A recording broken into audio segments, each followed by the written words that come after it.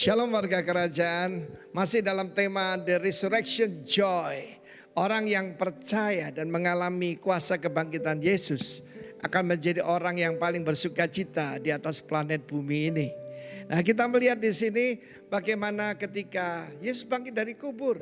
Murid-murid tidak mengerti, tidak percaya karena kuncinya mereka kan semua orang Yahudi. Orang Yahudi sengaja skip Yesaya 53. Dan mereka lupa rencana Allah bahwa Mesias harus menderita untuk masuk kemuliaannya. Dan di sini kita lihat bagaimana begitu simpatik Tuhan Yesus. Dia menyapa Maria yang sedang menangis. Dan saya berbicara khusus buat mereka saudara yang kehilangan your loved ones selama 1 tahun ini. Mungkin karena corona atau apapun. Dan kau sedang menangis sebab kamu kira bahwa tidak ada kebangkitan dari antara orang mati. Kita berduka cita tidak seperti orang yang tidak punya pengharapan. Dan pengharapan kita kalau Kristus dibangkitkan sebagai buah sulung. Mereka yang percaya pada dia juga akan dibangkitkan bersama-sama dengan dia. Dan Maria sedang menangis. Dan dia melihat ke kubur. Saudara salah melihat. Yesus tidak ada di kubur. Dan ada 2 malaikat di sana. Ibu, mengapa kamu menangis? Hari ini Tuhan juga tanya, mengapa engkau menangis?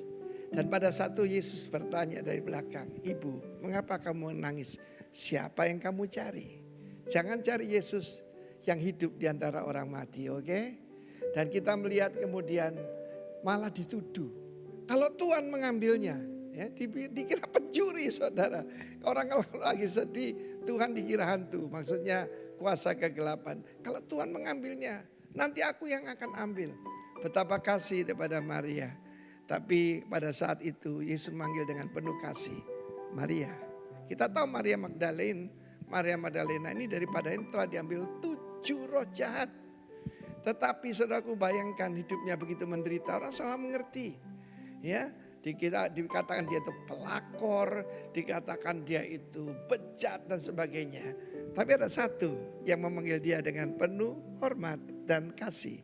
Ya, bahkan sangat personal, bukan lagi ibu, tetapi dia panggil Maria. Dan segera dia mengenali, he's the only one yang panggil dia dengan sebutan seperti itu. Dia segera berkata, Rabuni. Salah lagi, mestinya my God, my Lord, ya. Adoni, tapi dia panggil Rabuni, my teacher. Dan kemudian bagaimana dia menjadi penginjil pertama yang pergi dengan penuh sukacita bahwa dia sudah bangkit.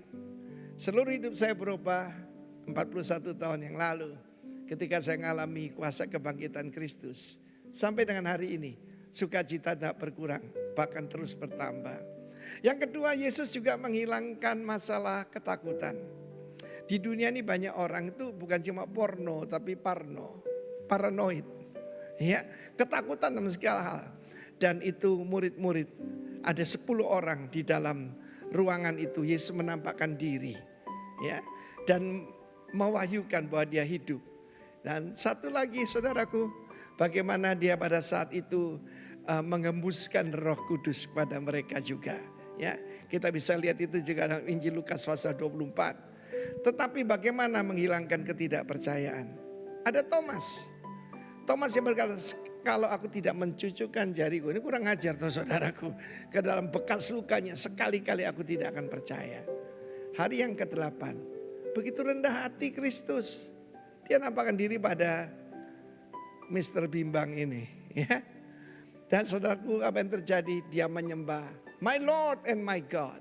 Yesus berkata, berbagai mereka yang percaya sekalipun tidak melihat. Mungkin saat-saat ini engkau tidak melihat manifestasi dari kuasa Tuhan. Tetapi percaya, faith is a force, adalah suatu kuasa. Kiranya warga kerajaan, Roh Kudus lakukan hal-hal semacam ini dengan kuasa kebangkitan dari Yesus. Yang sedang bersedih dihiburkan, yang bimbang, yang ketakutan, segala kabut diangkat, kabut kesedihan menjadi percaya. God bless you warga kerajaan. Amin. Amin. Sekali lagi saya menyapa setiap dari Anda yang hadir di sini maupun teman-teman kita yang nonton online. Selamat beribadah bersama dengan kami Gereja Rock Philadelphia. Dan buat Anda yang ada di ruangan ini, gimana kabar Anda? Baik, wow, suaranya keras, mantap saudara. Jadi kita senang sekali Anda bisa beribadah bersama dengan kami. Dan kalau Anda ini pertama kali beribadah bersama dengan kita, saya mengucapkan selamat datang dan welcome. Perkenalkan, nama saya Rosid, saya adalah pastor dari Gereja Rock Philadelphia ini. Ada beberapa hal yang saya ingin katakan sebelum kita memulai ibadah kita. Yang pertama, saya ingin menyapa teman-teman kita yang setiap minggu malam, teman-teman kita yang dipimpin oleh Daniel, dia berkumpul di rumahnya Daniel dan menyaksikan ibadah ini. Jadi nanti malam kalian akan menyaksikan ibadah ini dan kami sangat senang sekali Anda mempunyai perkumpulan itu. Jadi semacam live group. Kadang kalau misalnya ada orang yang berbahasa Inggris, mereka akan nonton ibadah kita yang berbahasa Inggris. Tapi kalau semuanya orang Indonesia, mereka akan menyaksikan ibadah kita yang sekarang ini. Jadi mungkin ini akan memberikan ide kepada banyak orang di mana mereka bisa mengumpulkan teman-teman dan membuat live group di rumah mereka masing-masing. Yang kedua yang saya mau katakan, tentu aja buat Anda yang sudah lama menyaksikan atau beribadah secara online, dan kalau Anda memang setiap hari sudah beraktivitas, bekerja dan belanja dan sebagainya, tentu saja kami ingin mengundang Anda untuk kembali beribadah in person service atau di gedung gereja. Kita percaya saudara, kita ini manusia adalah manusia yang beraktivitas karena kebiasaan kita. Mungkin karena pandemik selama setahun, kebiasaan kita itu jadi berantakan, kebiasaan kita untuk bergabung dan beribadah bersama-sama itu, ritme kita itu sudah berantakan. Nah, oleh sebab itu akan sangat susah untuk memasukkan kebiasaan yang baru, tapi saya ingin menganjurkan Anda semua untuk memulai kebiasaan untuk berkumpul lagi, saudara. Saya percaya ada sesuatu yang dahsyat ketika kita berkumpul, kita mendengar saudara-saudara kita di sebelah kiri dan sebelah kanan mendeklarasikan kebesaran Tuhan melalui puji-pujian yang dinaikkan dan sebagainya, saudara. Dan tentu saja ketika kita bertemu in person, kita bisa saling memberi semangat, bisa sering menanyakan kabar satu dengan yang lain. Jadi itu aja yang saya mau katakan. Saya ingin menganjurkan Anda yang selama ini udah beribadah online untuk kembali datang ke sini. Dan kita akan memulai ibadah kita pada hari ini. Boleh saya mengundang semua untuk bangkit berdiri. Kita akan berdoa bersama-sama. Tuhan, terima kasih atas hari ini. Kami mengucap syukur atas kebaikan-Mu, Tuhan. Sepanjang minggu Engkau menyertai kami, dan hari ini Tuhan izinkan kami untuk berada di sini bersama-sama, baik di ruangan ini maupun secara online. Kami percaya ketika orang percaya bersatu dan menaikkan puji-pujian, ada kuasa. Kami percaya hadirat Tuhan hadir di tengah-tengah kami untuk menjamah setiap kami. Terima kasih Tuhan, segala pujian, hormat dan kemuliaan hanya bagi Engkau Tuhan kami saja. Di dalam nama Tuhan Yesus, semua yang siap memuji dan menyembah Tuhan, sama-sama katakan bersama dengan saya, amin. Amin. Haleluya. Beri tepuk tangan bagi Dia, Allah yang dahsyat dalam hidup kita. Yeay. Mari kita angkat suara kita, pujikan Dia, tinggikan Dia, hormati Dia. Haleluya.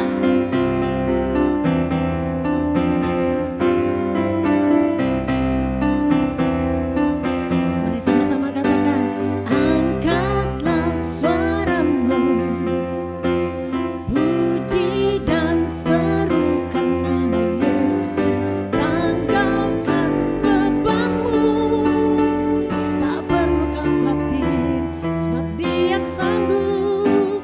Gerakkan kakimu, menarilah dan bertepuk tangan, bersukacitalah, tak perlu kau khawatir, sebab Dia sanggup. Sekarang nyanyikan kebesaran-Nya, Dia kuat dan penuh kuasa. Bersorak-sorai karena kasih-Nya telah datang melawat kita. Nyanyi bagi Dia. Haleluya.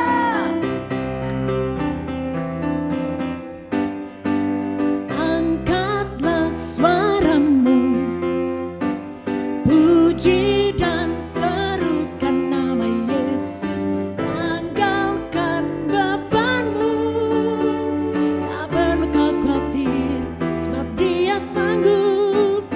Gerakkan kakimu, menarilah dan bertepuk tangan, bersukacitalah, tak perlu kau khawatir, sebab Dia sanggup. Sekarang nyanyikan kebesaran-Nya, Dia kuat dan penuh kuasa.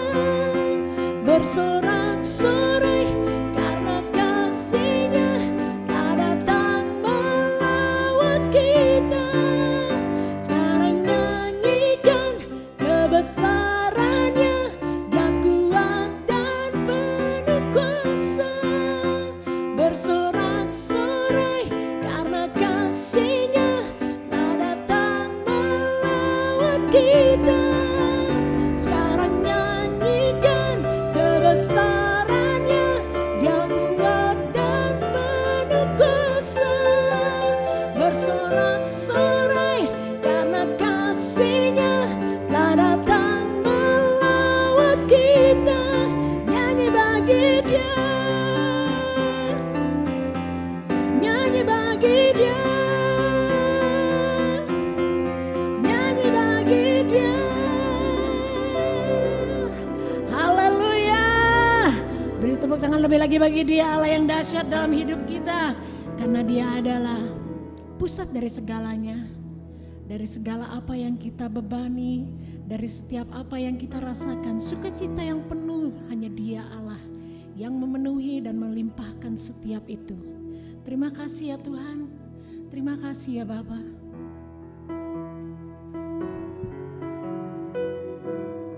Oh syikirala bayarala bayarala bayarala basyir.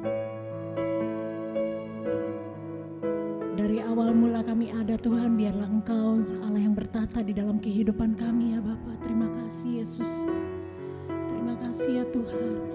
Yesus.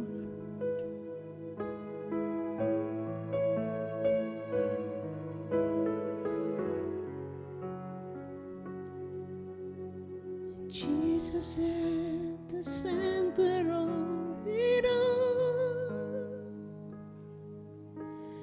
Jesus in the center of it all.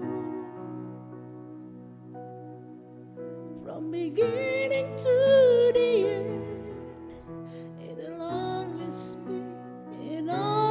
been you, Jesus. Jesus at the center of it all. Jesus in the center of it all. From beginning to the end, it'll always been you, Jesus. Jesus, nothing else matters.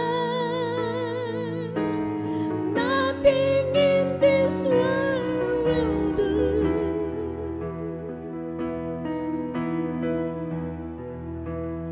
Jesus, you're the center, and everything revolves around you.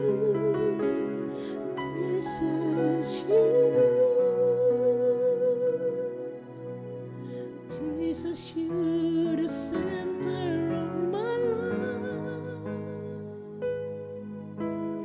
Jesus, you're the center of my life. From beginning to the end, it'll always been you, Jesus. Jesus, nothing else matters. Nothing in this world will do.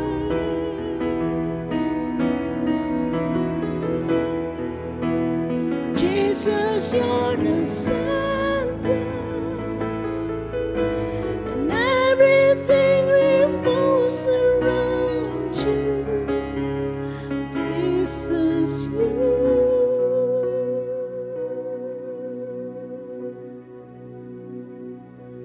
from my heart to the heaven, Jesus be the center. It's all about you. Yes, it's all about you. From my heart to the heaven, Jesus be the center. It's all about you. Yes, it's all about you. From my heart to the heaven, Jesus be the center. It's all about you. Yes, it's all about you.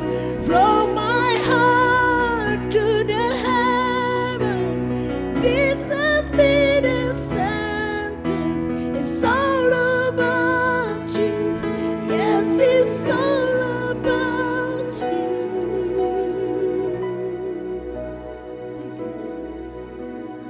Jesus be the center of my church. Jesus be the center of my church. Leading to the end, it's always been you.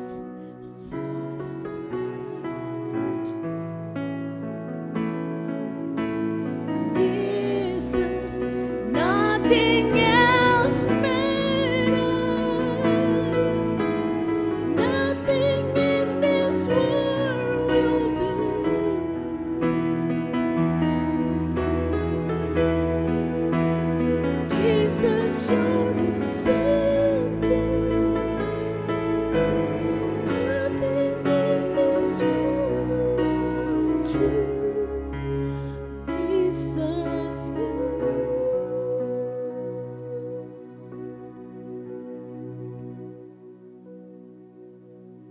Jesus, you're the center of my life. Jesus, be the center of my life. From beginning to the end, it's always been Jesus. Jesus, Jesus, Jesus, Jesus, Jesus.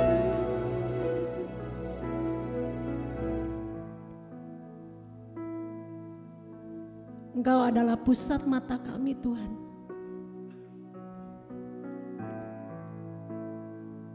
Engkau adalah Bapa dari segala bapa di dalam dunia ini.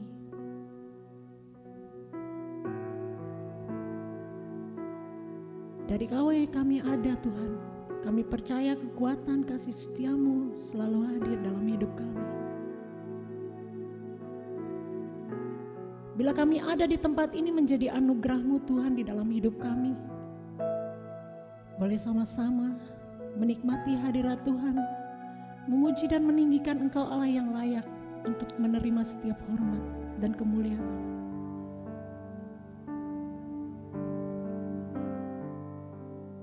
Terima kasih Tuhan buat cinta-Mu. Engkau sangat baik, Engkau terlalu baik dalam hidup kami Tuhan. Terima kasih Yesus.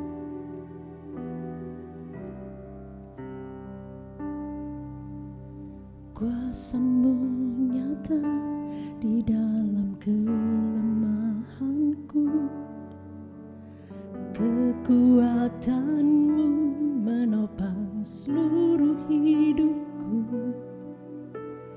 Dari mana datang pertolonganku? Hanya Yesus pertolonganku. Engkaulah sumber kekuatan hatiku,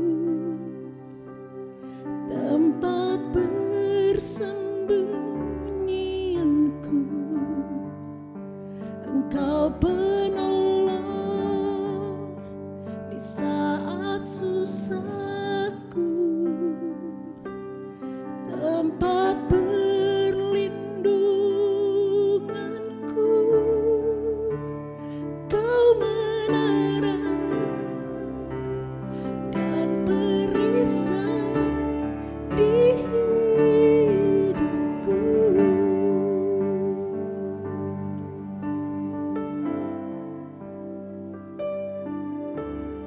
Kuasa-Mu nyata di dalam kelemahanku, kekuatan-Mu menopang seluruh hidupku. Dari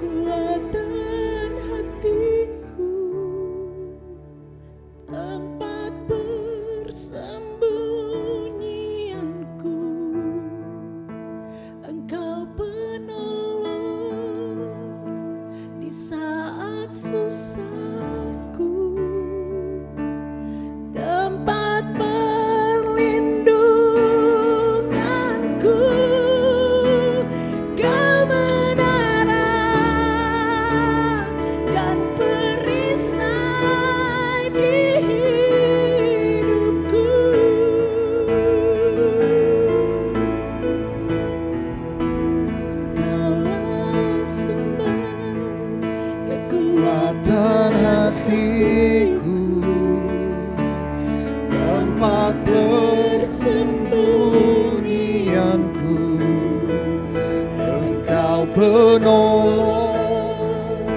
di saat susahku, Terima kasih Tuhan. tempat perlindunganku. Amin, amin. Kau menara dan perisai di hidupku. Mari kita naikkan pujian ini sekali lagi, katakan, Engkaulah sumber,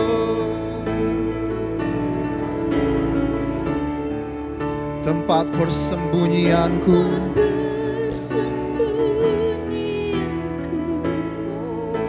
Engkau penolong Ya Tuhan, di saat susahku. ya Tuhan.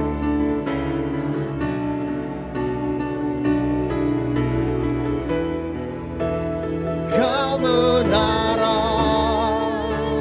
dan perisai di hidupku. Deklarasikan sampai engkau percaya, katakan, Engkaulah sumber kekuatan hatiku. Tempat bersembunyi, Hanya Kau Yesus, Kau penolong ya di Tuhan, saat susah. ya Tuhan. Tempat perlindunganku. Kau menara dan perisai di hidupku.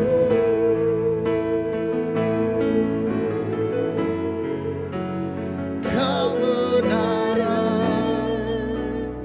dan perisai di hidupku. Terima kasih Tuhan. Mari kita mengambil waktu sejenak di tengah-tengah kesibukan kita, di tengah aktivitas kita sepanjang minggu. Bolehkah kita berdiam diri sejenak untuk menikmati hadirat Tuhan yang ada di tengah-tengah kita? Sekali lagi kita sangat percaya ketika anak-anak Tuhan berkumpul dan orang-orang percaya berkumpul. Ada hadirat Tuhan di tengah-tengah kita yang siap menjamah kehidupan kita. Biar hari ini Tuhan berikan kelegaan bagi kita semua yang letih lesu, yang lelah akan aktivitas kita, akan pekerjaan kita sepanjang minggu. Biar hari ini Tuhan merestorasi kekuatan setiap kita. Biar hari ini Tuhan berikan kita pengharapan yang baru.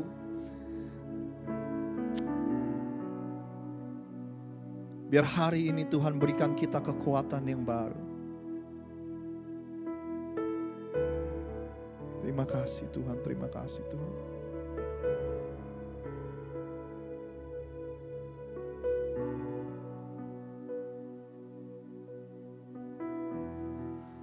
Firman-Mu berkata, be still and know that I am God. Tenanglah dan ketahuilah bahwa aku adalah Allah-Mu.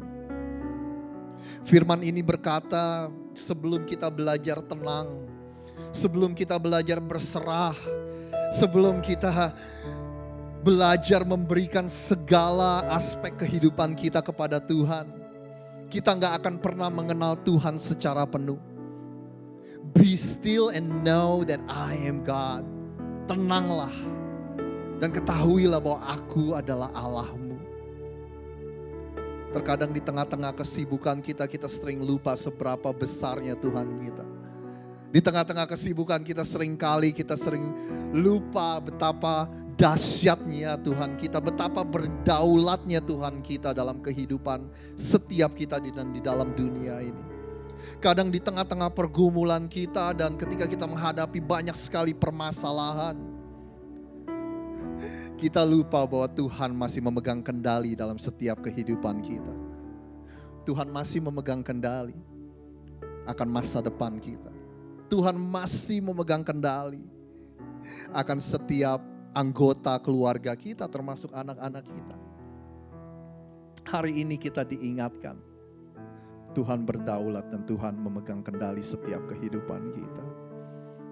Dialah kekuatan kita, dialah tempat persembunyian dan perlindungan kita. Dialah sumber pengharapan kita. Di tengah segala sesuatu yang berubah dengan cepat di dunia ini, yang segala sesuatunya bisa berubah-ubah dengan begitu cepat. Kami sangat bersyukur. Janji Tuhan tidak pernah berubah. Kami sangat bersyukur. Sumber pengharapan kami di dalam-Mu Tuhan tidak pernah berubah. Engkau batu karang kami yang teguh. Engkau kekuatan dalam kehidupan kami. Hari ini Tuhan kami minta supaya kami semua dilegakan. Kami semua diberikan kelegaan Tuhan akan setiap beban kehidupan. Hari ini kami berdoa semua dari kita dilepaskan dari segala khawatir dan ketakutan akan kehidupan kami. Kami dimerdekakan. Kami dimerdekakan pada hari ini dari segala kekhawatiran kami. Terima kasih ya Tuhan. Terima kasih Tuhan. Sebentar kami akan dengarkan firman-Mu. Biar Tuhan berbicara melalui hamba-Mu yang menyampaikan firman Tuhan ini. Berikan kami kerendahan hati untuk kami boleh menerima firman dari Tuhan. Berikan kami hati yang reseptif, hati yang menerima ketika kami mendengarkan firman Tuhan. Berikan kami pikiran yang terbuka sehingga kami siap. Supaya pikiran kami ditransformasi dan diubahkan oleh Tuhan. Kami minta Tuhan menjamah setiap kami pada pagi hari ini. Melalui firman yang diberitakan. Baik kami yang ada di ruangan ini maupun teman-teman kami yang beribadah secara online. Terima kasih Tuhan. Berbicara melalui hamba-Mu kepada setiap kami. Dan kami berdoa hanya di dalam nama Tuhan Yesus saja. Yang percaya sama-sama kita katakan. Sama-sama kita katakan. Kita beri tepuk tangan yang meriah untuk Tuhan kita. Sebelum Anda dipersilakan duduk kembali. Senang sekali berjumpa dengan Anda semua. Hari ini saudara, tanpa panjang lebar saja kita mempunyai seseorang yang Anda semua kenal. Yang akan berbicara dan menyampaikan firman Tuhan kepada kita semua. Dan tanpa panjang lebar, bolehkah Anda memberikan sambutan yang meriah untuk teman kita Joe Chandra. Come on. Thank you Pastor Rosid. Halo Rock Philadelphia, apa kabar semua? Senang sekali saya bisa beribadah bersama-sama dengan keluarga Rock Philadelphia di tempat ini dan juga bagi yang menyaksikan secara online, terima kasih sudah bisa bergabung di tempat ini. Saya bisa bersama-sama beribadah dan juga memuji memuliakan nama Tuhan. Saya nggak ada henti-hentinya untuk bisa mengucapkan banyak terima kasih buat orang-orang di Rock Philadelphia. Terima kasih loh udah jadi alat Tuhan yang saluran berkat Tuhan dalam hidup saya, di mana di tempat ini saya bisa belajar, saya bisa bertumbuh bersama-sama, dan juga saya juga berterima kasih untuk Pastor Rosid yang telah menginvestasikan banyak hidupnya buat saya, waktu, tenaga, pengetahuan, kasih uang. Wah, banyak banget yang Pastor Rosid sudah investasikan dalam hidup saya yang saya nggak bisa bales gitu. Kalau Ciulan nyanyi lagunya dengan apa kan ku balas. Nah, saya nggak bisa balas kebaikan Ko Rosid dalam hidup saya. Terima kasih Pastor Rosid. Saya berdoa kalau Tuhan akan terus makin menambahkan kekuatan, menambahkan kasih-Nya agar Ko Rosid bisa terus menjadi alat buat Tuhan. Bagi yang belum mengenal saya, nama saya Joe Chandra. Senang sekali bisa bersama-sama di tempat ini. Sebelumnya mari kita berdoa. Tuhan, dalam kerajaan surga kami berterima kasih dan mengucap syukur Tuhan atas kesempatan hari ini kami bisa melayani-Mu, kami bisa bergabung bersama-sama dengan keluarga kami Tuhan untuk beribadah dan memuliakan nama-Mu. Tuhan, kami hanyalah tanah dan debu, tetapi Engkau mengasihi kami, Engkau mencurahkan kasih-Mu terhadap kami. Tuhan, biarlah Engkau yang berbicara kepada setiap kami agar setiap hati kami Tuhan yang mati Engkau hidupkan Tuhan. Biar nama-Mu dipermuliakan Tuhan. Berbicaralah pada kami Tuhan, melalui hamba-Mu dengan segala keterbatasannya, dengan segala kekurangannya, biarlah nama-Mu saja yang dipermuliakan. Hanya di dalam nama Tuhan Yesus Kristus. Amin. Nah, hari ini saya akan membahas sebuah doktrin. Jadi tidak terlalu doktrin itu maksudnya sebuah pengajaran. Jadi tidak terlalu bisa dibilang tidak ada aplikasi, tetapi banyak sekali ilustrasi-ilustrasi yang akan saya sampaikan. Nah, hari ini saya akan membahas Injil. Saya akan membahas Injil. Apakah Injil itu? Apakah kabar baik itu? Kalau Bapak Ibu semua pasti kalau ditanya, apa sih Injil? Apa sih kabar baik? Pasti kita semua, saya jamin semua di tempat ini sudah tahu apa itu Injil. Nggak perlu buka Alkitab, pasti sudah bisa ngejawab apakah Injil itu. Tapi kalau kita boleh jujur, setiap kita mendengar kabar Injil didengarkan, diberitakan, kayaknya biasa aja ya. Kayaknya ya udah sering dengar mungkin. Kayaknya seperti klise gitu aja gitu. Ya kita tahu Tuhan Yesus mati buat dosa-dosa kita. Dia bangkit, sekarang kita hidup di dalam Dia. Saya bersyukur. Saya berterima kasih kepada Tuhan gitu. Tapi kayaknya klise aja. Kayak ya begitu aja namanya kabar baik, tapi tidak merubah hidup kita. Dan setiap kita mendengar kabar baik itu, whenever we hear the gospel being preached, kayaknya ya udahlah, begitu saja, nggak ada perubahan dalam hidup kita.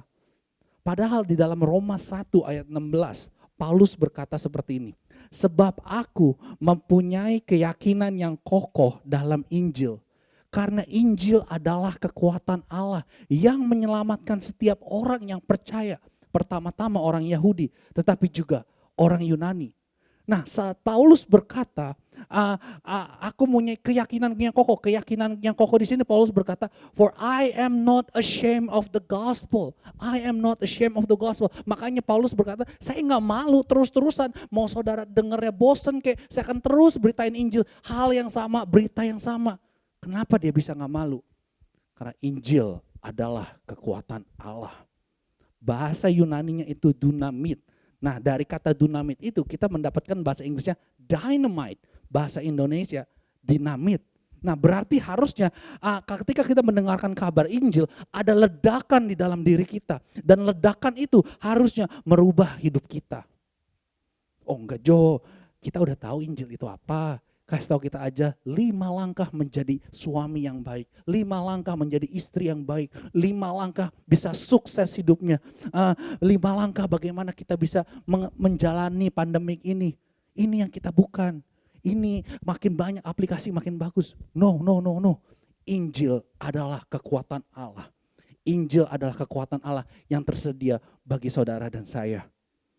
Nah, kalau saudara masih ingat yang menonton secara online atau datang tempat ini, minggu lalu Pastor Rosid itu menceritakan, mengkhabarkan tentang amanat agung. Pergi, jadikan semua bangsa muridku, baptislah mereka, ya kan? Masih ingat ya? Nah, kalau kita mau ilustrasikan, minggu lalu itu Pastor Rosid menceritakan rel kereta. Ini loh kita sebagai orang-orang Kristen, sebagai orang-orang percaya Tuhan, ini loh rel keretanya. Ini loh rel kereta yang kita harus pergi, jadikan semua bangsa murid dan baptis mereka. Tetapi Injil adalah bensinnya. Injil adalah listriknya. Injil adalah bahan bakar di mana kereta itu bisa berjalan di rel yang Tuhan sudah amanatkan. Jadi kalau kita berkata kita tahu Injil, tapi hidup kita tidak berubah, tidak ada gairah, tidak ada ucapan syukur. Apakah kita sebenarnya tahu apa sebenarnya Injil itu? Apa sebenarnya kabar baik itu? What is the gospel? What is the good news? Karena banyak dari gereja berkata, oh the gospel is the good news. Injil itu kabar baik. Jadi kita ceritakan yang kabar baik-baiknya aja. No. Without the bad news, there will be no good news. Tanpa ada kabar yang buruk, tidak ada yang namanya kabar baik. Saya juga ingat beberapa bulan yang lalu, Pastor Rosid waktu itu ngomong sama beberapa orang pekerja di sini. Dia bilang gini, guys, I have good news and I have a bad news. Which one do you wanna hear first? Saya mau punya kabar baik, saya punya kabar buruk. Nah semuanya jawab apa?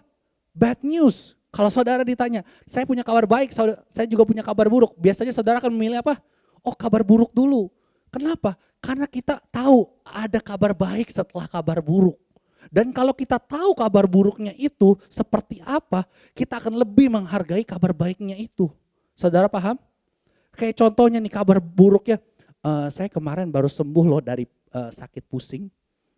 Sakit pusing doang, saya tiap hari juga sakit pusing ngelihat kelakuan suami saya. Biasa aja kalau kabar buruknya tuh seperti itu. Coba kalau kita dengar kabar buruknya, saya kena COVID, terus saya sembuh.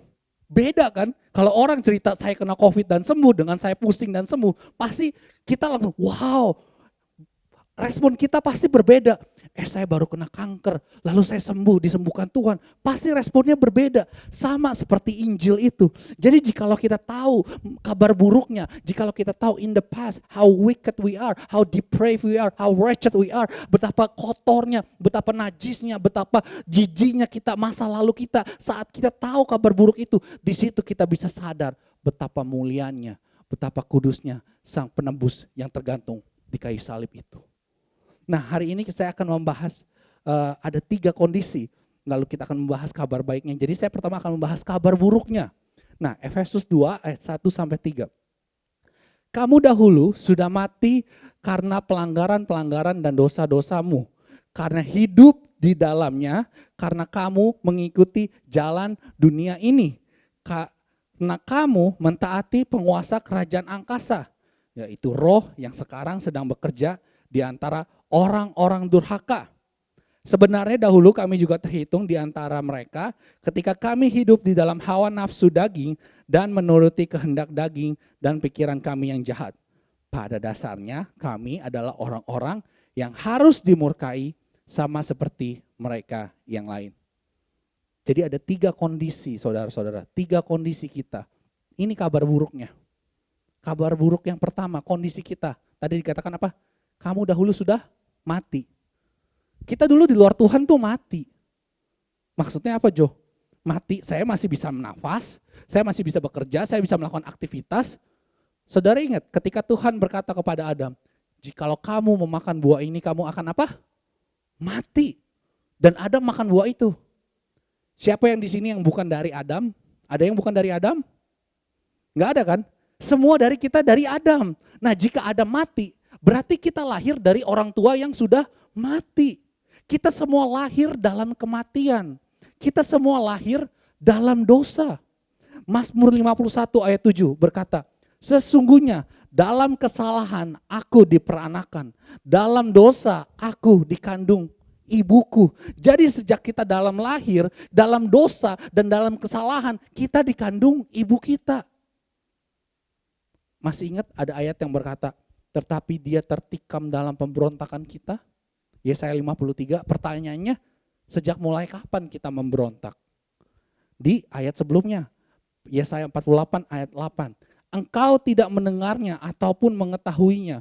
Juga telingamu tidak terbuka sejak dari dulu. Tetapi aku telah mengetahui bahwa engkau berbuat khianat sekeji-kejinya. Dan bahwa orang menyebut engkau apa? Pemberontak sejak dari kandungan. Sejak dari kandungan kita sudah memberontak. Saya memang belum punya anak ya, tapi saya punya pengalaman sebagai anak. Saya dulu masih kecil. Saat saya masih bayi, saya belum bisa ngomong. Saya nggak bisa ngapa-ngapain. Saya cuma bisa makan, cuma bisa tidur, cuma bisa buang air, bisanya nangis, nggak bisa ngapa-ngapain. Tapi udah ngatur-ngatur satu orang rumah. Jam 2 pagi saya nangis, papa mama bangun, orang lagi di pesawat saya nangis, biar semua orang perhatiannya kepada saya. Saya nangis kenceng-kenceng gitu kan, nangisnya makin kenceng ya. Awalnya mungkin papa mama saya, nangis, lucu ya, ada ingusnya, foto-foto dulu dong, video dulu dong. Tapi karena saya tuh nangis makin kenceng karena ini saya lagi menuntut sesuatu. Saya lagi menuntut sesuatu dan karena saya belum bisa mengkomunikasikan apa-apa, karena badan saya masih kecil, saya belum bisa ngapa-ngapain. Jadi yang saya bisa cuman saya nangisnya makin kenceng, makin kejar gitu kan. Dan biasanya kalau bayi nangis makin kenceng, biasanya apa yang dia mau akan dituruti, baru dia diem, ya kan. Saya juga dulu kayak gitu waktu masih kecil. waktu saya belum bisa ngapa-ngapain. Udah saya nangis, orang tua saya sampai bingung, aduh ini anak kenapa ya? Apa dia kepanasan, apa dia kedinginan, apa dia popoknya kotor atau gimana. Udah dikasih video YouTube, masih nangis juga. Ini anak maunya apa sih? Aduh gue telan juga nih, hidup-hidup gue masukin lagi ke dalam perut. Mungkin alasan Tuhan buat mereka kecil adalah supaya dia yang gak telan kita. Dan mungkin alasan kenapa Tuhan buat dia imut-imut, buat dia kecil, ya supaya kita gak telan dia, karena kita emosi. Ini maunya apa sih?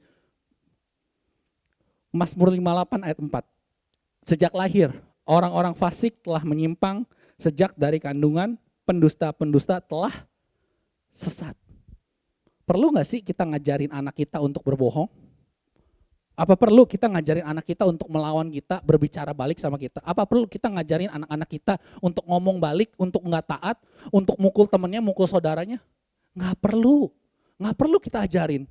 Mereka udah ada benihnya dari mana? Dari kandungan, dari dalam kandungan. Dan ketika anak bandel, biasanya orang tua tuh tuduh-tuduhan. Ini ya, emak lu tuh gak bisa ngajarin lu tuh. Aduh gue pusing ya, emak lu ngapain aja sih kerjaannya di rumah. Dan emaknya langsung bilang, bapak lu tuh cuman bisa merentah-merentah doang. Gak bisa ngertiin apa kalau gue sibuk. Saling tuduh-tuduhan orang tuanya. Dan biasanya kalau orang tua yang kompak, biasanya orang tua yang kompak tuh gak nuduh satu sama lain, tapi nuduh orang yang lain. Pasti ini di daycare diajarinya begini nih. Pasti nih gara-gara temenan sama ini, anak saya yang suci, yang kudus, yang polos, tidak bercacat celah menjadi anak nakal. Pasti gara-gara temenan sama orang-orang ini nih. Ya, YouTube, internet, TV, orang-orang lain, itu mempengaruhi anak-anak kita. Tapi kita harus sadar, sama seperti kita, anak-anak kita itu juga lahir dalam dosa dan kematian. Jadi akan sangat naif sekali kalau kita berkata kalau kita we were born pure, kita lahir murni. Sangat naif kalau kita berkata kalau anak-anak kita polos, tidak berdosa. Lalu kita nyalahin lingkungan, nyalahin internet, nyalahin sekolah, nyalahin pemerintah, bahkan nyalahin gereja. Ini guru sekolah minggunya ngajarin apa sih? Ini pastornya ngajarin apa sih? Kita harus sadar. Kalau kita sebagai orang tua kita berdosa. Anak-anak kita pun juga berdosa. Orang-orang di gereja pun juga berdosa. Semuanya berdosa sejak lahir. Roma 3 ayat 23. Kita karena semua orang telah berbuat dosa dan telah kehilangan apa? Kemuliaan Allah. Mungkin udah karena terlalu sering kali ya kita baca ayat ini. Udah terlalu sering dikutip. Jadi kita tidak gentar loh. Harusnya kita gentar mendengar ayat ini. Harusnya kita takut karena ayat ini menjelaskan kondisi kita. Kenapa kita tidak gentar? Kenapa kita tidak takut? Karena kita merasa diri kita lebih baik daripada orang lain. Karena kita merasa dosa orang lain lebih banyak, dosa orang lain lebih parah daripada kita. Tapi kalau kita boleh jujur, kita gak bisa bohongin diri kita sendiri, kita gak bisa bohongin Tuhan, kita bisa bohongin orang lain. Kalau kita boleh jujur, jikalau ada alat yang mampu merekam semua isi otak kita dari kita masih bayi sampai sekarang, terus alatnya kita colok ke komputer, setelin di layar ini, berapa banyak kebejatan yang akan muncul di layar itu. Yudas Iskariot, Hitler, Stalin, Mao Zedong, semua orang-orang jahat. Kejahatan mereka aja itu masih di bawah kedaulatan Tuhan, masih di bawah ketetapan Tuhan. Mereka bisa berbuat lebih jahat daripada yang sudah mereka lakukan. Begitu juga dengan kita. Tanpa kedaulatan Tuhan, tanpa ketetapan Tuhan, semua kebejahatan yang ada di otak kita sejak masih kecil sampai sekarang, itu kita bisa lakukan dan bahkan bisa lebih parah. Bahkan dosa Hitler, kejahatan Yudas, itu cuma kayak kenakalan remaja kalau dibandingkan kalau kita melakukan apa yang ada di otak kita. Kita semua mati dalam dosa. Meskipun kita kelihatannya hidup. Tapi kita sebenarnya mati. Kita seperti mayat hidup. Kita seperti zombie yang berjalan. Kita ini hidup kayak dunia ini seperti lautan dosa. Ikan gak ada yang tahu kan. Ikan gak tahu kalau dirinya basah kan. Sama seperti kita. Kita gak tahu kalau kita mati dalam dosa. Kita gak sadar. Kita mati bukan karena kita berbuat dosa. Kita berbuat dosa karena kita mati di dalam dosa. sejak dari kandungan. Logikanya begini. Saya bukan pembohong karena saya berbohong. Tapi karena saya pembohong, makanya saya berbohong. Saya bukan pembunuh karena saya membunuh. Tapi karena saya pembunuh, makanya saya membunuh.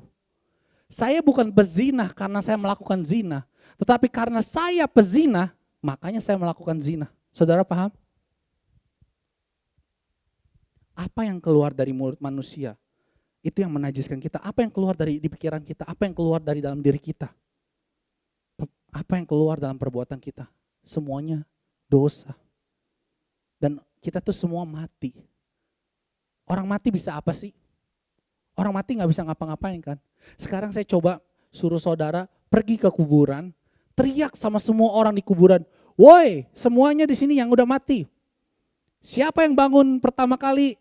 Joe kasih duit $1 juta. Saya siapin dari rekeningnya Hansel $1 juta. Ada yang bangun kira-kira? Ada? Nggak ada. Orang mati mau dikelitikin, mau disiram, mau dikasih duit $1 juta, nggak bakalan bangun. Nah kita juga dulu begitu, di luar Kristus kita mati secara rohani, kita tidak ada respon terhadap Tuhan, kita tidak ada hasrat, tidak ada kemampuan untuk mencari Tuhan, kita mati secara total, kita nggak bisa melakukan apa-apa di mata Tuhan. Kita bukan setengah mati, bukan seperempat mati, mati total. Semua dari kita mati di dalam dosa. Dan dosa bahasa Yunaninya itu hamartia. Hamartia itu miss the target, tidak tepat sasaran. Jadi sistemnya dosa tuh seperti ini. Nih, dengarkan baik-baik. Dosa itu bukan apa yang kita lakukan, tetapi apa yang tidak kita lakukan. Dosa itu bukan apa yang kita lakukan, tetapi apa yang kita gagal lakukan. Apa yang kita gagal lakukan? Kita gagal meraih standar Allah. Yesus di perjanjian lama berkata, kuduslah engkau sebab aku kudus. Di perjanjian baru Yesus berkata, sempurnalah kamu sama seperti Bapamu di surga, sempurna. Kita gagal kan? Kita gagal mencapai standar ini. Jangan ngomong gitu Joe, legalistik banget sih. Jangan ngomong gitu, orang-orang di luarnya aja jelek, tapi di dalamnya tuh baik hatinya. Orang-orang tuh sebenarnya dalamnya baik, mereka juga perkataannya juga baik. Matius 12 ayat 34. Matius 12 ayat 34. Hai kamu keturunan ular beludak, bagaimana kamu dapat mengucapkan hal-hal yang baik sedangkan kamu sendiri jahat? Karena yang diucapkan mulut meluap dari hati. Tuhan Yesus mengakui kalau orang-orang Farisi mengucapkan hal-hal yang baik, tapi tetap dianggap apa? Jahat. Itu kan Farisi Joe, saya kan bukan Farisi. Loh kita semua sama kayak Farisi. Kita semua sama berdosanya kayak Farisi. Jangan bandingkan diri kita dengan Farisi. Jangan bandingkan diri kita dengan Hitler dan penjahat-penjahat di luar sana. Bandingkan diri kita dengan Kristus. Kita semua sama matinya. Markus 7 ayat 21 sampai 23. Sebab dari hati orang timbul segala apa? Pikiran jahat, percabulan, pencurian, pembunuhan, persinahan, keserakahan, kejahatan, kelicikan, hawa nafsu, iri hati, hujat, kesombongan, kebebalan. Semua hal-hal jahat ini timbul dari dalam dan menajiskan orang. Dari dalam. Jadi berhenti berkata, dengarkan isi hatimu, ikuti hatimu. Karena Allah berfirman juga ke Yeremia, hati manusia itu jahat dan licik. Oh tapi Joe banyak kok dari mereka yang berbuat baik. Banyak kok yang dari mereka yang juga, walaupun ya mereka orang-orang homoseksual yang suka sesama jenis. Ya mereka orang-orang ateis tapi mereka berbuat baik. Malah mereka lebih baik daripada orang Kristen. Mereka lebih tulus daripada orang Kristen.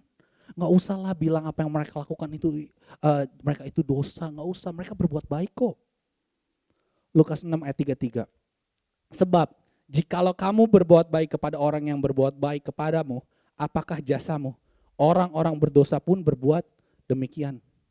Mereka berbuat baik kok, tapi Tuhan Yesus bilang apa? Orang berdosa.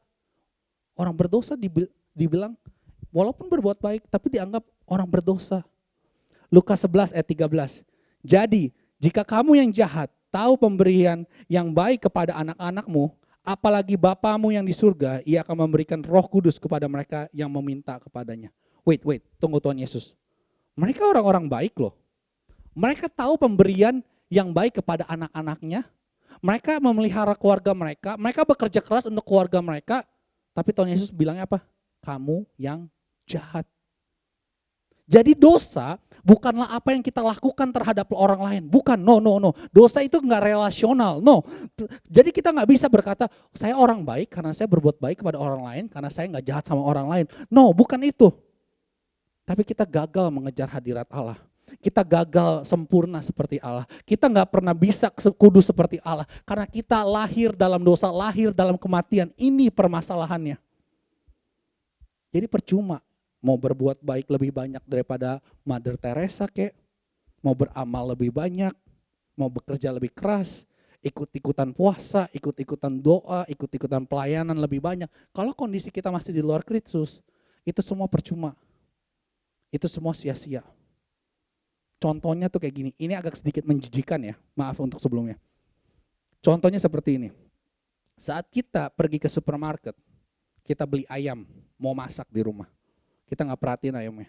Pas sampai rumah, kita buka tuh ayam, busuk, ada belatung. Itu kondisi kita, busuk, ada belatung. Dan tahu apa pekerjaan baik apa? Oh, ini mah nggak masalah. Kita rebus aja ayamnya pakai air panas, biar belatungnya mati. Rebus makin lama. Oh, nggak masalah. Kita tambahin aja bumbu-bumbu yang banyak, biar busuknya, biar belatungnya nggak kerasa. Itu perbuatan baik. Kondisi kita seperti itu. Jadi semua usaha kita sia-sia. Ayam busuk yang udah busuk 10 tahun dan ada belatungnya masih hidup, kondisinya itu pun lebih baik daripada kondisi kita yang mati dalam dosa, yang mati dalam kematian di luar Kristus. Jadi kondisi pertama kita mati. Dan ini kondisi kedua, Efesus 2 ayat 2 sampai 3 tadi. Kita semua udah mati. Tapi tadi kita di situ bisa baca, kita hidup di dalamnya karena kamu mengikuti jalan dunia ini, menaati penguasa kerajaan angkasa, lalu di ayat ketiganya ada dibilang mengikuti hidup dalam hawa nafsu daging. Jadi kondisi pertama kita setelah kita mati, selain kita mati, kondisi kita yang kedua ialah kita hidup di dalam perbudakan. Kita diperbudak oleh dunia, kita diperbudak oleh penguasa-penguasa di angkasa, kita diperbudak oleh hawa nafsu kita. Sebenarnya ada banyak contoh, tapi karena keterbatasan waktu saya akan pakai satu contoh aja. Contoh yang paling gampang, seks. Tuhan menciptakan seks untuk dinikmati dalam pernikahan kudus antara pria dan wanita. Amin? Amin? Kirain. Ya, tapi karena kita diperbudak dunia, internet, Netflix, YouTube, segala macam, sosial media, semuanya membombardir kita kiri kanan dengan seks, mempromosiin seks. Terus ditampilin semuanya. Siapa di balik semua ini? Penguasa-penguasa angkasa itu. Penguasa-penguasa di udara. Kesannya kita kayak punya kehendak bebas, tapi sebenarnya tidak. Karena dibilang apa? Kita mentaati penguasa kerajaan angkasa. Dan sistem ideologi dunia ini sedang memutarbalikkan segalanya, terutama seks. Makanya banyak sekarang orang terang-terangan berhubungan seks di luar nikah. Berhubungan seks sesama jenis, gonta-ganti jenis kelamin, ngapain aja melakukan terserah mereka. Karena mereka mentaati penguasa di udara. Dan gereja pun gak luput dari ini. Sekarang banyak gereja yang mendukung dan meresmikan pernikahan sesama jenis. Dan gereja yang gak mendukung pernikahan sesama jenis gak luput juga. Gereja-gereja itu juga banyak yang menutupi kejahatan moral para pekerjanya. Pelecehan seks para pekerja, pendeta-pendeta selingkuh, terus pelecehan anak di gereja terjadi, semuanya ditutup-tutupin. Ketika kesalahannya diekspos, malah ngumpet pakai ayat, jangan menghakimi. Jangan menyentuh orang yang diurapi Tuhan. Lihat, yang menyentuh Musa dikutuk. Ya, pendeta juga kena. Di bawah perbudakan penguasa-penguasa yang jahat. Lalu yang ketiga, kita diperbudak oleh hawa nafsu kita. Dari dalam diri kita sendiri kita dikuasai oleh keinginan seks dari diri kita. Jadi kita ini kondisinya gini, udah mati, habis itu kita dikuasai oleh dunia, tampilin seks terus, habis itu kita dikuasai oleh penguasa udara. Kemanapun kita berjalan, selama itu masih ada udara, ada penguasanya. Kemanapun kita berjalan, selama itu ada ada angkasa, ada penguasanya. Lalu dalam diri kita juga sendiri tuh, kita ada gairah untuk melakukan itu. Dan dari dua kondisi ini, kita dibawa ke kondisi ketiga. Di Efesus 2 ayat 3 ini, kita di bawah murka Allah. Orang-orang yang harus dimurkai. Kita di bawah murka Allah. Tapi Allah itu kasih, benar. Tapi Allah juga benci dengan dosa. Allah murka pada dosa, Allah murka pada kita. Saya ngerti zaman sekarang orang gak suka membicarakan murka Allah. Saya ngerti zaman sekarang gereja-gereja gak suka membahas tentang neraka, tentang dosa, tentang penghakiman, tentang pertobatan, tentang kekudusan Allah. Maunya bahasnya apa? Kasih Allah aja. Penginjilannya tentang kasih Allah aja. Jangankan tentang murka Allah, tentang hal-hal yang berbau doktrinal pun, baik pendetanya yang gak mau ngajar, jemaatnya juga gak mau belajar. Bagaimana kita bisa menjalankan amanat agung jika gereja cuma ngajarnya berbuat baik, tentang bersosialita, tentang berpolitik, tentang budaya, dan jemaatnya pun juga gak mau belajar. Allah itu murka dengan kita. Dan kasih Allah tidak ada artinya tanpa murka Allah. Kasih Allah tidak ada artinya tanpa murka Allah. Kasih Allah kepada kita bisa lebih berarti kalau kita tahu murka Allah. Makanya Yesus datang ke dunia untuk menyelamatkan kita dari apa? Dari murka Allah. Yesus datang ke dunia bukan menyelamatkan kita supaya kita bisa hidup lebih enak, supaya kita hidup diberkati. No, Yesus datang ke dunia supaya menyelamatkan kita dari murka Bapa. Kenapa sih hukumannya serem sekali, murka Allah? Kenapa kita harus dilemparkan ke neraka? Kenapa kita dibilangnya pantas dihukum mati? Kenapa hukumannya berat? Semakin besar pelanggaran kita terhadap seseorang, akan semakin besar juga hukumannya. Kayak contohnya, ini maaf bagi yang penyuka kucing, tapi saya jujur saya nggak suka kucing, jadi saya pakai ilustrasinya pakai kucing. Kalau saya di jalan ketemu kucing, saya tampar kucing, apa yang akan kucing itu lakukan? Dia lari, ya kan? Biasanya dia lari. Nah kalau saya tampar saudara, apa yang saudara akan lakukan? Ya saudara akan memaafkan saya, bahkan memberikan pipi satunya lagi, ya kan? Tapi kalau saya tampar bos saya, apa yang akan bos saya lakukan? Saya bakal dimarahin, diomelin, bahkan saya akan dipecat. Kalau saya tampar Presiden Joe Biden, kira-kira gimana? Ya udah pasti saya di penjara. Saudara paham? Semakin besar kita berdosa terhadap seseorang, semakin besar hukumannya. Sama, kita bukan cuma menampar Yesus, kita juga menjual Yesus bersama Yudas. Kita yang memecut dia, kita yang menertawakan dia, kita yang ngeludahin dia. Kita yang juga berteriak salibkan, salibkan, itu kita. Dan ketika salib Yesus diangkat, kita bersorak-sorak kegirangan. Itu kita. Makanya kita pantas dihukum. Karena kita melakukan itu kondisi kita. Kita mati, kita diperbudak, kita di bawah murka Allah. Siapa yang bisa menyelamatkan kita? Dan ini kabar buruknya. Tapi sebelum ke kabar baik, ada beberapa hal yang saya mau katakan. Kepada saudara-saudara yang suka teologi, kepada saudara-saudara yang suka dengerin khotbah-khotbah di YouTube, suka belajar Alkitab, suka memiliki keinginan Tuhan yang besar, harusnya saudara ingat seberapa bejat saudara dulu. Harusnya saudara ingat akan kebejatan dosa saudara. Bagaimana Tuhan menyelamatkan saudara sebelum saudara suka beli buku-buku tebal tentang teologi. Sebelum saudara punya argumen yang hebat. Sebelum saudara punya pengetahuan yang hebat tentang Tuhan. Harusnya itu saudara sadar. Ingat kasih mula-mulamu. Bagaimana Tuhan menyelamatin engkau. Bagaimana Tuhan bisa mengasihi engkau. Menyelamatkan engkau dari kebejatanmu. Harusnya engkau lebih rendah hati, harusnya engkau lebih mengasihi, harusnya engkau mau lebih melayani, lebih mau memaafkan, lebih merunduk seperti padi. Harusnya engkau tahu kalau Tuhan membenci orang yang sombong, rendahkanlah dirimu. Engkau harusnya tahu diri, bertobatlah. Ingat kasih mula-mulamu sebelum Tuhan mengambil kaki dianmu. Dan buat saudara yang merasa kekristenan saudara udah cukup, yang penting ke gereja seminggu sekali, pelayanannya sebulan sekali, Ya yang penting perpuluhan. Ya yang penting hari Minggu sibuk, tapi Senin sampai Sabtu baca Alkitab juga enggak. Berdoa juga enggak. Ke live group sibuk kerja. Berdoa ya tidur aja, waktu tidur doang sama makan. Itu pun juga kalau inget. Terus pas Minggu dengerin firman Tuhan malah main HP.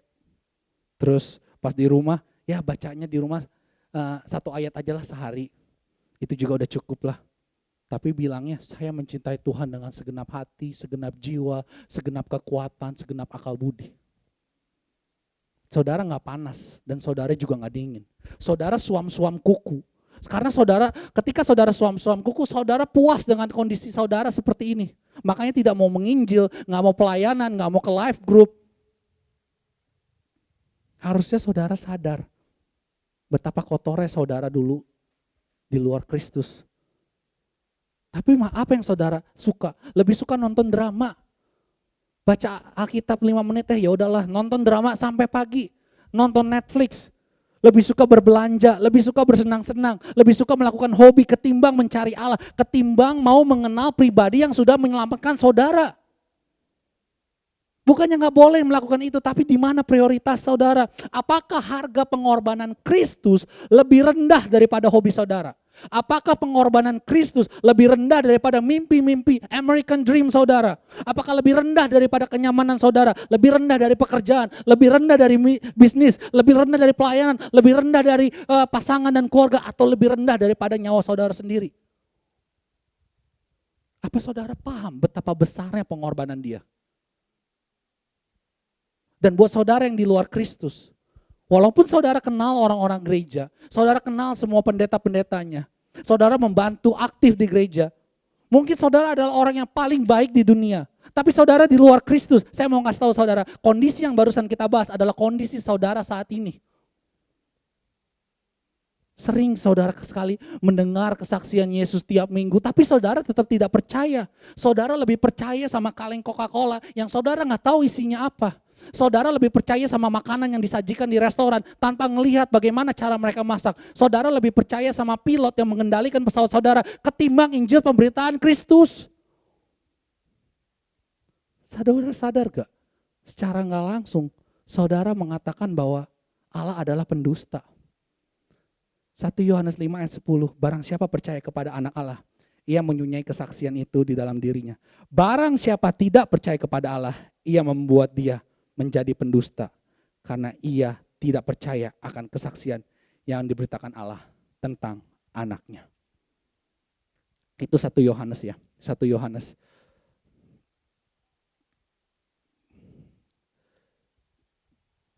Kalau saudara masih bernafas dan mendengar kasih Tuhan, bertobatlah. Karena kabar baik masih ada buat saudara dan saya. Dan ini kabar buruknya saudara. Itu kabar buruknya. Dan kabar baiknya di ayat selanjutnya, Efesus 2, 4-5. Sampai 7 deh saya baca. Tetapi Allah yang kaya rahmat, oleh karena kasih-Nya yang besar, yang dilimpahkannya kepada kita, telah menghidupkan kita bersama-sama dengan Kristus. Sekalipun kita telah mati oleh kesalahan-kesalahan kita, oleh kasih karunia kamu diselamatkan. Dan di dalam Kristus, Ia telah membangkitkan kita juga, memberikan tempat bersama-sama dengan Dia di surga. Supaya pada masa yang akan datang, Ia menunjukkan kepada kita kekayaan kasih karunia-Nya yang melimpah-limpah sesuai dengan kebaikannya terhadap kita dalam Kristus Yesus. Jadi ini kabar baiknya saudara-saudara. Kalau kita udah mendengar betapa buruknya kita, ini adalah kabar baiknya. Kabar buruknya dimulai dengan 2 kata, kamu dahulu telah mati. Tapi dengan 2 kata juga, tetapi Allah. Kata tetapi Allah ini itu lebih, walaupun katanya sederhana, tetapi artinya itu jauh melebihi dari apapun yang ada di dunia ini. Saudara boleh kumpulkan emas, saudara boleh kumpulkan batu-batu berharga. Kalau saudara boleh ambil bintang di langit, saudara ambil semua kekayaan dunia dan dibandingkan dengan kata tetapi Allah, semuanya tidak ada artinya. Kita dahulu mati, tetapi Allah. Kita dahulu diperbudak, tetapi Allah. Kita dahulu berada dalam murka Allah, tetapi Allah. Ini kabar baiknya saudara-saudara. Allah melihat semua kebobrokan kita, tetapi Allah bertindak. Saya begitu semangat dan bergairah karena ini adalah harta yang satu-satunya yang saya punya. Dan harta ini juga tersedia buat saudara semua. Kisah ini lebih romantis ketimbang kisah-kisah Korean drama yang saudara tonton di internet. Karena Allah bertindak saat kita nggak bisa. Banyak orang bilang kita seperti tenggelam di laut, minta tolong, lalu Tuhan kasihan lemparin pelampung, bagian kita adalah ambil pelampungnya. No, kita tuh mati di dasar laut, kita tuh tenggelam di dasar laut, kita nggak bisa ngambil pelampung, jangankan ngambil pelampung, minta tolong pun kita nggak bisa. Semua orang nggak bisa, semua orang mati, nggak bisa menyelamatkan diri sendiri, nggak bisa menyelamatkan orang lain. Karena semua orang mati dan berdosa. Siapa yang hidup dan tidak berdosa? Allah. Tetapi Allah tidak bisa kena dosa, makanya ia mengambil rupa manusia, lalu dia terjun ke dalam lautan dosa itu, terjun ke dalam lautan terdalam, mati bagi saudara, sehingga ada pertukaran dosa saudara dikasih ke Yesus, makanya Yesus harus mati karena ada dosa saudara, dan kebenaran Yesus dikasih ke kita, sehingga kita bisa dibangkitkan bersama dengan Kristus.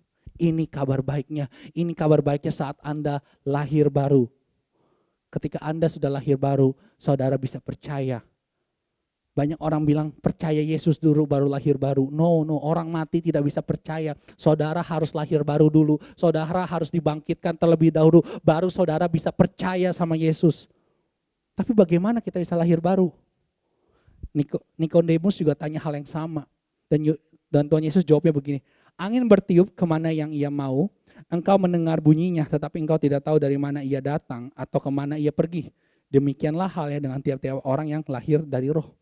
Nggak ada yang tahu saudara. Hanya Tuhan doang yang tahu prosesnya bagaimana orang bisa lahir baru. Dan kita pun nggak ada partisipasi apa-apa dalam lahir baru. Ketika kita mendengar kabar baik diberitakan secara akurat. Mungkin orang di sebelah saudara mendengar kabar yang sama, tapi saudara meresponinya. Karena Roh Kudus menunjukkan dosa, saudara sadar saudara berdosa, saudara nggak bisa nolong sendiri, lalu saudara percaya kalau penebusan dan kematian Yesus yang menjadi keselamatan buat saudara. Saudara jadi ada hasrat untuk berbuat baik, mau baca Alkitab, dekat sama Tuhan, mau cari Tuhan lebih lagi. Semua hal-hal yang dulu saudara benci, sekarang menjadi saudara suka karena juga Allah suka. Dulu yang hal-hal yang saudara suka, saudara benci karena Allah juga benci hal itu. Dan saudara tidak mau kembali lagi. Saudara tidak mau kembali lagi ke situ. Ke tempat kematian itu. Itu yang dinamakan lahir baru. Kita tidak tahu bagaimana prosesnya. Kayak saya waktu saya dilahirkan sama mama saya nggak tahu prosesnya kayak gimana. Saya nggak tahu kapan, saya nggak tahu tempatnya, saya nggak tahu tanggal dan jamnya, saya nggak tahu. Yang tahu cuman mama saya, dokter, suster, dan mungkin papa saya yang di sebelah mama kebingungan mau ngapain. Dan saya nggak bantuin mama saya waktu dia ngelahirin saya, enggak. Makanya saya nggak pernah dengar tuh ada ibu-ibu waktu lagi melahirkan dia teriak ke anaknya, woi cepetan keluar, bantuin mama dikit kenapa? Nggak ada, karena anaknya nggak bisa bantuin. Sama seperti lahir baru, kita nggak bisa berpartisipasi apa-apa waktu kita lahir baru. Dan ketika kita lahir baru, kita sadar bahwa lautan kematian itu sudah terbelah dua. Dan kita bisa berjalan menuju tanah perjanjian seperti bangsa Israel. Kita punya iman, kita terus melangkah karena kita percaya ada kursi buat saudara dan saya di perjamuan kawin sang anak. Dan kita terus melangkah karena Allah akan mencukupi segala kebutuhan kita. Itulah kabar baiknya saudara-saudara. Itu kabar baiknya. Walaupun kita bisa jatuh, walaupun kita bisa berdosa, sama seperti ketika dengan anak kita. Dia bisa bandel, dia bisa melukai kita, kita kecewa. Tapi dia statusnya tetap anak kita. Walaupun kita harus marah, kita disiplin dia. Walaupun dia gak ngerti kenapa papa marah, kenapa mama mendisiplin saya. Ya karena kita mengasihi mereka, karena kita mau mendidik mereka. Sama seperti Tuhan. Tuhan pasti akan mendidik kita menjadi anak-anak dia. Tidak mungkin kita bisa berkata kalau kita adalah orang tua yang lebih baik daripada Tuhan menjadi orang tua kita. Dan kita pun gak pernah nyerah dan selalu bersabar ketika anak-anak kita gak ngerti apa-apa. Sama seperti Roh Kudus. Dan yang terakhir, Efesus 2 ayat 8-10. Sebab karena kasih karunia, kamu diselamatkan oleh iman. Itu bukan hasil usahamu, tetapi pemberian Allah. Itu bukan hasil pekerjaanmu, jangan ada orang yang memegahkan diri. Karena kita ini buatan Allah, diciptakan dalam Kristus Yesus untuk melakukan pekerjaan baik yang dipersiapkan Allah sebelumnya. Ia mau supaya kita hidup di dalamnya. Ini pekerjaan Allah, kasih karunia itu gratis. Kasih karunia tidak memandang umur, tidak memandang masa lalu, status, kekayaan, rupa kita, kepintaran kita. Dan kita gak perlu melakukan apa-apa. Karena kalau kita melakukan apa-apa dapat kasih karunia, itu bukan kasih karunia, itu upah. Ada banyak yang orang bilang Tuhan sudah melakukan 99,99% bagian dia. Bagian saudara 0,01 adalah dengan iman. No. Orang mati gak punya iman. Apakah ketika Yesus mau membangkitkan Lazarus, dia berkata kepada Lazarus seperti, "Oi Lazarus, saya udah datang nih, saya mau bangkitin kamu. Orang-orang udah saya kumpulin, batunya saya udah suruh Petrus untuk geserin. Lakukan bagian kamu, ini bagian saya, lakukan, ayo bangkit." Apakah Tuhan Yesus seperti itu? Tidak ada. Tuhan Yesus bilang, "Hai Lazarus, marilah engkau keluar." Di saat itu, makanya Lazarus bangkit dan punya iman. Makanya Paulus bilang ini bukan hasil kerja keras kita, tapi pemberian Tuhan. Dan kata buatan Allah ini, bahasa Yunaninya poima, yang berarti puisi. Kita semua itu digores oleh pulpen Tuhan. Kisah kita ditulis dalam puisi karangan Tuhan. Jadi ada kasih karunia dalam setiap perkataan Tuhan. Ada kebaikan dalam setiap stanzanya, ada penyertaan hidup dalam setiap paragraf kekelaman di dalam puisi Tuhan. Makanya kita bisa berbuat baik, makanya kita bisa mengasihi sesama. Bukan supaya kita selamat, tetapi karena kita mengasihi dia. Apakah saudara yang sudah menikah di sini melakukan kebaikan, memperhatikan pasangan saudara supaya saudara bisa menikah dengan dia? Kamu baik banget sih sama suami kamu, kenapa sih? Oh iya, soalnya supaya saya bisa nikah sama suami saya. Loh, maksudnya apa? Kamu kan sudah nikah, status kamu istri. Sama seperti kita, status kita udah menjadi mempelai Kristus. Status kita udah selamat. Kita berbuat baik bukan supaya kita menjadi mempelai Kristus, tapi supaya karena kita mengasihi dia. Bukan supaya selamat.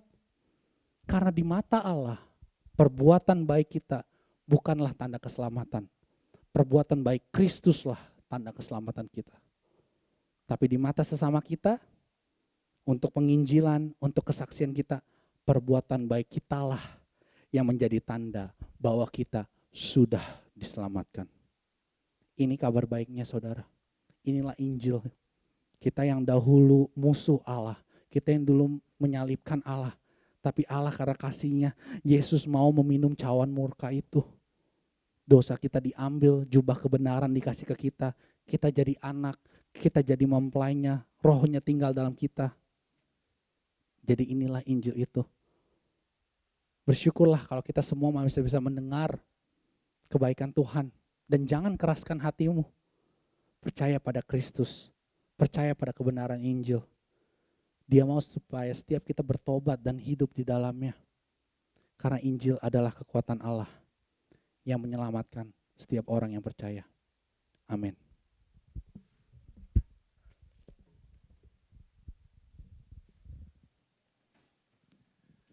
Oke, kita beri tepuk tangan dulu ya untuk kebaikan Tuhan. Terima kasih Joe buat firman-Nya untuk mengingatkan kita semua bahwa sampai kita menyadari betapa berdosanya kita, betapa kotornya kita, betapa bejatnya kita, baru kita bisa benar-benar menghargai kasih karunia Tuhan. Terkadang kita sering bilang Tuhan baik, tapi sampai kita menyadari betapa berdosanya kita, baru kita benar-benar bisa menghargai betapa baiknya Tuhan, saudara. Saya senang waktu hari Senin kemarin saya anterin Ibu Leoni ke dokter. Salah satu teman Ibu Leoni berkata bahwa gereja kita kurang berapi-api ya. Terus Ibu Leoni bilang jangan-jangan Pak Rosid ngomongnya mesti lebih kelas lagi katanya. Jadi saya mesti belajar sama Joe saudara untuk ngomong lebih berapi-api lagi saudara. Tapi nggak tahu emang modelnya kayak begini, nggak tahu, mungkin ada banyak sekali hal yang saya harus pelajari. But anyway, saya sebelum kita tutup ibadah kita, saya ingin mengajak Anda semua untuk berdoa mungkin sepanjang minggu ini, saudara. Mungkin kalau Anda dengar atau lihat di berita bahwa banyak kota-kota di Amerika ini sedang mempersiapkan ya, ada banyak tentara atau ada banyak polisi yang sedang mempersiapkan takut rusuh lagi karena apa yang terjadi tepat setahun yang lalu, kematian dari George Floyd, orang yang berkulit hitam yang ditekan di lantai oleh dengkulnya polisi itu, dan hasil sidangnya akan diberitakan minggu depan ini, saudara, saya nggak tahu besok, pokoknya minggu-minggu ini. Jadi takut nanti akan ada kerusuhan dan sebagainya, saudara. Saya mau ingatkan kepada kita semua, hari Selasa kemarin saya ada di conference bersama dengan pastor-pastor di sekitar area Philadelphia dan Delaware dan sebagainya. Kita bilang gini waktu kita ngobrol-ngobrol dan ada banyak pastor, ada forum gitu. Mereka bilang bahwa salah satu hal yang kita sangat apresiasi dari jemaat kita atau dari orang-orang di sekitar kita, yaitu sebagai pendeta, sebagai gembala, mereka bisa mempunyai empati sama kita. Ya, empati bahwa ternyata menggembalakan itu nggak mudah ya, apalagi lagi rame-ramenya politik, apalagi Anda bisa bayangkan gereja mereka yang adalah gereja bule, saudara. Jadi ada yang dari 20 orang sampai 200 orang, ada yang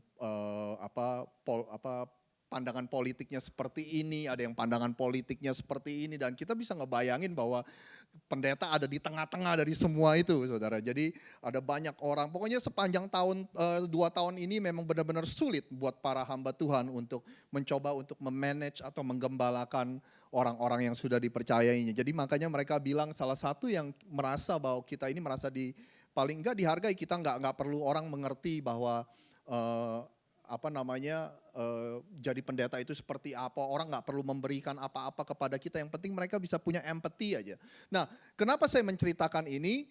Saya ingin berkata kepada Anda di masa-masa seperti ini, kita juga harus belajar mempunyai empati kepada saudara-saudara kita yang ada di komunitas orang-orang hitam, saudara. Kita nggak akan pernah mengerti bagaimana rasanya kita menjadi orang hitam. Kita nggak pernah tahu rasanya ketika kita diberhentikan oleh polisi, kita nggak pernah merasa nyawa kita terancam, ya kan? Tapi kalau mereka sudah terjadi berulang kali, jadi saya tahu mungkin pandangan Anda mempunyai pandangan yang lain, mungkin Anda punya perspektif yang lain soal masalah ini dan topik ini. Tapi marilah di musim-musim seperti ini, biarlah kita berempati dengan mereka. Kita nggak akan pernah mengerti bagaimana ada di posisi mereka. Demikian juga apa yang kita alami akhir-akhir ini dengan banyak kekerasan di antara komunitas orang-orang Asia, orang-orang Amerika. Ya kan? Ada yang berkata bahwa oh iya kita berempati sama orang-orang Asia. Tapi ada juga yang berkata begitu aja udah ngeluh. Bayangin komunitas kita yang sudah mengalami kekerasan bertahun-tahun gitu. Ya kan? Jadi ada begitu banyak pandangan yang berbeda. Jadi oleh sebab itu saya ingin mengajak gereja kita terutama, berhati-hatilah ketika Anda mengucapkan sesuatu, berhati-hatilah ketika Anda mengutarakan pendapat Anda, memposting sesuatu di sosial media, saudara. Hari-hari ini adalah saatnya kita berempati kepada saudara-saudara kita yang ada di komunitas African American, orang-orang hitam, saudara. Boleh saya undang kita semua untuk bangkit berdiri, kita akan berdoa bersama-sama, dan saya juga ingin mengundang Anda semua sepanjang minggu ini untuk berdoa untuk kedamaian di negara kita, di bangsa kita dan di negara-negara kita, terutama kita minta Tuhan membawakan damai-Nya kepada kota kita di Philadelphia ini. Yuk kita berdoa bersama-sama. Tuhan, kami datang kepadamu sebagai gereja-Mu, Tuhan. Kami meminta belas kasihan-Mu, kami minta supaya Engkau curahkan kasih-Mu, damai sejahtera-Mu Tuhan kepada komunitas dan kota kami dan juga bangsa ini Tuhan. Ada begitu banyak ketegangan di masa-masa ini, kami berdoa biar untuk para aparat hukum, kami berdoa untuk para untuk komunitas yang sedang menderita, yang sedang tersakiti. Kami berdoa Tuhan supaya kami semua bisa bereaksi dengan bijaksana. Kami bisa melakukan segala sesuatu Tuhan dengan kasih. Oleh sebab itu Tuhan, kami serahkan kehidupan kami serahkan komunitas dan kota Philadelphia ini ke dalam tangan-Mu Tuhan. Kami berdoa untuk para aparat hukum dan pemerintahan setempat juga. Engkau berikan hikmat Tuhan untuk mereka bisa melindungi para penduduknya dan melindungi komunitas kami semua. Terima kasih Tuhan, terima kasih. Seringkali sebagai orang percaya kami merasa kami ada di tengah-tengah di antara polemik ini. Tapi kami percaya dimanapun kami berada, Tuhan ingin memberikan kami hikmat dan juga Tuhan ingin mencurahkan kasih-Nya ke dalam hidup kami sehingga kami bisa terus mengasihi orang-orang di sekeliling kami. Terima kasih Tuhan, kami bersyukur atas firman yang diberitakan hari ini. Kami bersyukur akan kasih karunia-Mu Tuhan ketika kami tahu betapa berdosanya kami. Tapi Tuhan mengirimkan putranya yang tunggal untuk mati dan memberikan kasih karunia-Nya kepada kami semua. Dan bangkit pada hari yang ketiga itu membuktikan bahwa kami telah dibangkitkan dari kematian karena dosa yang kami alami Tuhan. Terima kasih jemaat di tempat ini boleh mengangkat tangan Anda. Terimalah berkat yang terbaik, berkat di dalam nama Bapa, Putra dan Roh Kudus. Biar berkat Tuhan yang terbaik tercurah dan mengikuti Anda sampai kemanapun Anda berada mulai sekarang sampai selama-lamanya. Terima kasih, hanya di dalam nama Tuhan Yesus semua yang sudah menerima berkat Tuhan. Sama-sama katakan, amin, amin.